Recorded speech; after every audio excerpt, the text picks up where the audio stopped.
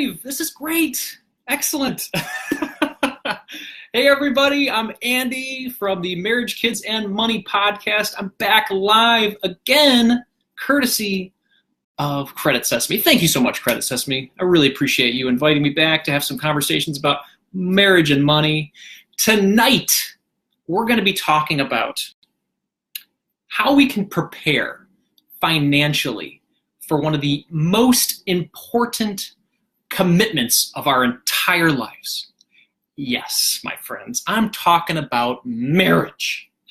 Tying the knot, saying I do, walking down the aisle. Before we make one of the biggest commitments of our lives, we want to know as much about this person as possible, right?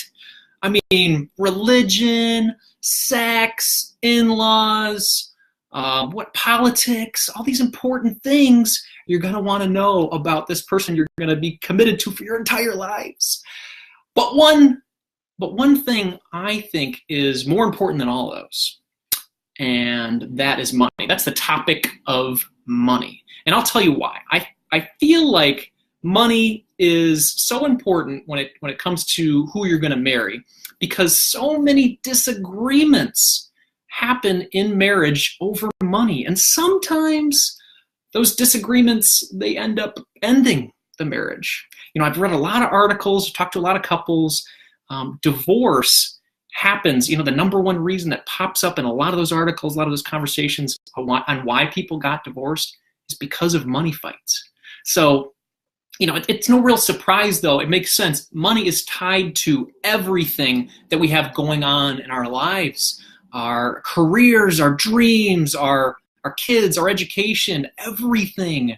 So I don't want to be a Debbie Downer, especially if you're in a relationship that you're kind of excited about, the fire's brewing, and you're ready to say, I'm ready, I want to move forward. But before you make it down the aisle, before you say yes to a sizable commitment for your entire lives, you want to know some things about that person. You want to ask some important questions. I mean, think about it. If you were going to get a job, would you not ask any questions about that long-term commitment that you're going to be making? Right? Am I right? Am I right? Somebody say right. Somebody type in right now. Then you'll know you're with me. Cool. Awesome. So without further delay, let's jump in to support you or somebody if somebody's maybe getting married and you said, hey, this would be really good for them. To support you on that journey, I'm going to share 13 money questions that you can ask your partner before you get married. So let's start. Question number 1, how much debt do you have? When we're talking about debt, we're talking about credit cards, we're talking about student loans, we're talking about medical debt, home loans, or even the dreaded one, personal loans from friends or family. Ugh. It's a real thing when you get married. What's theirs is yours, and what's ours is theirs. So you're going to want to know what you're inheriting, and that includes the debt. So question number 2, how much do you have saved? So let's just say your partner has $0 to their name. That's okay. That doesn't need to be a deal breaker. It's just good to know, right? And maybe it'll start some conversations together about whether they're a spender or a saver. They kind of feel one way or the other. For me and my relationship with my wife, I'm more of the saver. Obviously, I'm talking to you guys about money. She likes to spend, but you know what she does for me? She helps me live a little, which is important. But either way, some of these conversations will help you have some conversations about maybe if it is at $0 for savings, what can we do to partner together to get it up? It's an important thing to work on those savings together. So that's number 2. Now, question 3, are you investing for your retirement? So knowing how important it is to start investing early on for your retirement, it is a very good question to ask, because this will determine where you are going to go in your relationship. And it also spawns some really good questions about retirement. What do they want to do in retirement? What do they see retirement as? Is it traveling the world? Is it playing golf every day? Is it just working on the business that they love and they want to do that in retirement? This is a great opportunity to have those discussions. but talk about, are they already investing in their workplace 401k or a Roth IRA? If they're not doing it, great opportunity to start and discuss why. So that's question number 3. Question 4, what is your income? What's your salary? Yeah, we can ask that. And we should, because you're going to be committing to this person for your entire life. I don't know why it's such a taboo topic, but it is. It's very personal to ask somebody what their income is or ask them what their salary is. But there is nothing more personal than getting married. So ask right away and know. It's an important thing to know before you get into it. All right, question number 5. Woo. How do you feel about merging our finances together? So for me and my wife, this was a personal thing for me. I'll give you my background. Nicole and I merged our finances when we got married, and we've liked that for the past 8 years. It makes it feel like we're a team, like we're working on goals together. And we've got these family financial goals, and if we're partnered together, both our accounts and our finances, that way it feels like a team and we're moving things forward together. Obviously, this is a polarizing topic. It's very different for different people based on their background. So have that discussion and see what your partner thinks about it. So that's number 5. Number 6, what do you spend your money on that makes you happy? So if you look at somebody's checking account balance or statement, or their credit card statement, you're going to see where their priorities lie. Whatever you spend your money on, that's where your priorities lie, or where your passions lie, right? So, for example, if you find out that your partner is spending 90% of their money on gambling, cigarettes, and booze, that's good to know. You're going to want to know that before you get married. So that's number 6. Question number 7, how do you feel about renting versus buying a home? So based on some of these early conversations about debt and the savings, you're going to find out where your combined financial situation lies. And if it's not looking so hot, then maybe you want to look at renting. And there's nothing wrong with that. That way you can build up your savings and then buy the home once you've got a good amount of money for down payment. Or let's say you guys are getting together and you've got a good amount of savings already. See how you can work together and buy that first home together. So great conversation to have about renting and buying before you get together. Question 8, what are your career or entrepreneurial goals? So this is a great question to ask because based on those career goals, there might be some education expenses that are coming up that you will then be a part of.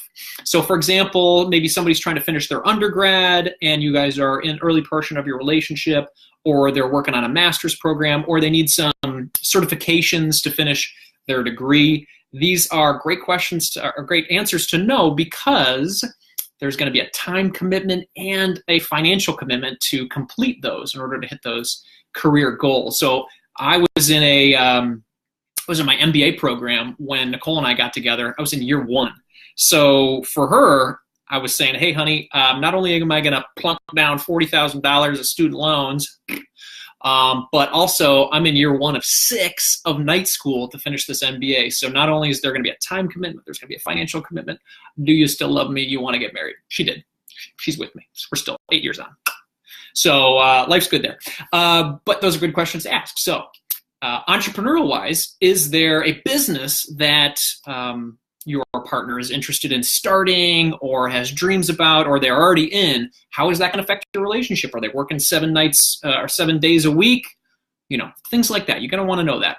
Question 9, can you live on a monthly budget?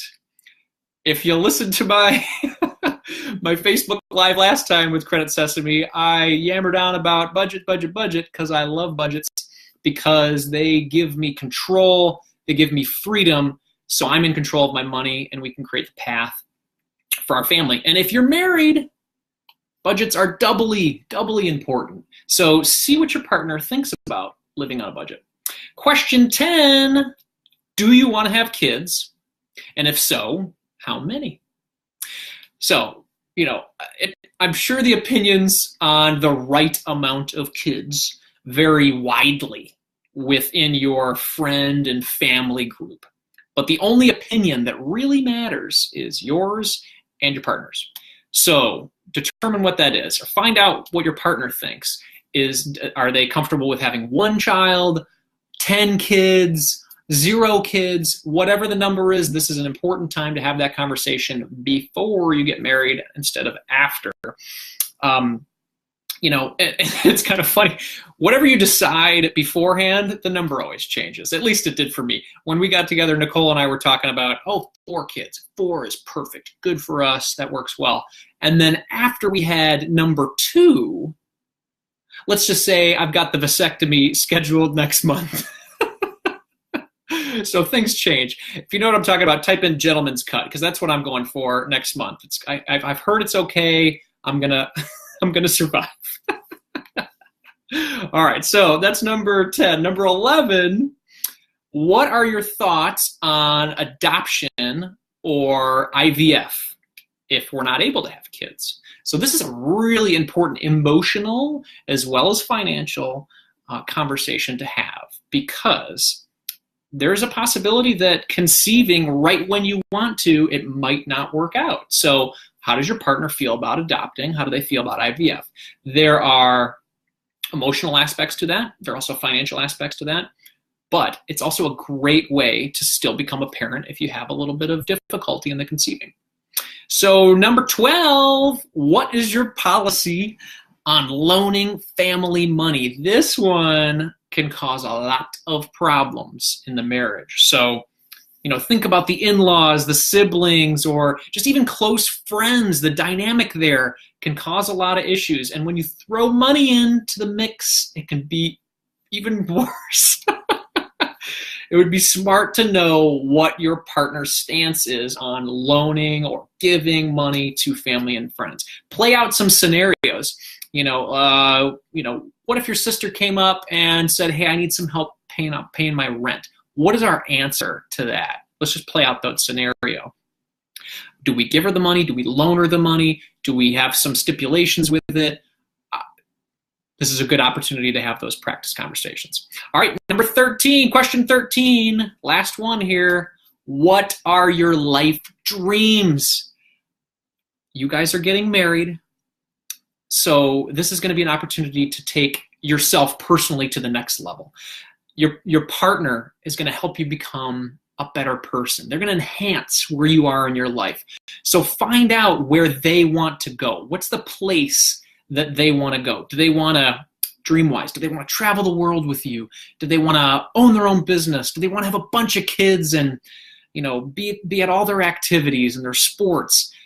These questions will help open up conversations between you and your spouse that will really define the purpose and the direction of your marriage. And it's exciting. It's exciting. So let's recap all 13 of those questions so you've got them.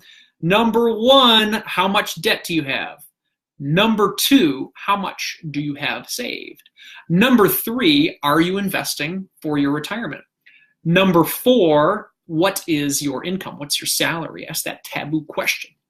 Number 5, how do you feel about merging our finances together? I'm going to put up, see if I can get all these hands in there. Number 6, what do you spend your money on that makes you happy? Number 7, how do you feel about renting versus owning? Number 8, what are your career and entrepreneurial goals? Number 9, can you live on a monthly budget? Number 10, do you want to have kids? I'm running out of fingers. Now I'm going to go back. This is 10, and then we're going to go to 11 here. Number 11, what are your thoughts on adoption or IVF? And number 12, what's your policy on loaning family money? And then number 13, lucky number 13, what are your life goals? I hope this helped everybody. These were 13 questions that I thought would be helpful as you're approaching that big moment in your life where you are going to say, I do. And we want to be prepared. You're going to have some openness and transparency and honesty that was going to really help you jump into a marriage that you're excited about. Jump in with the right foot. If you like what you heard tonight, I would love to hear some yays. What can you guys just say? YAH with an exclamation point, or good job, Andy, or anything. Just a like button, maybe a heart or one of those likey things with a smiley face. That would be great, so I know you guys are there and you're having fun. If you like it, please share it with a friend that maybe is in this situation. And if you want to connect with me, go to marriagekidsandmoney.com or go to Marriage, Kids, and Money podcast in any major podcast player. I hope you all have an incredible evening. And this is Andy Hill signing out for the night. Here's to a happy, healthy, and wealthy marriage.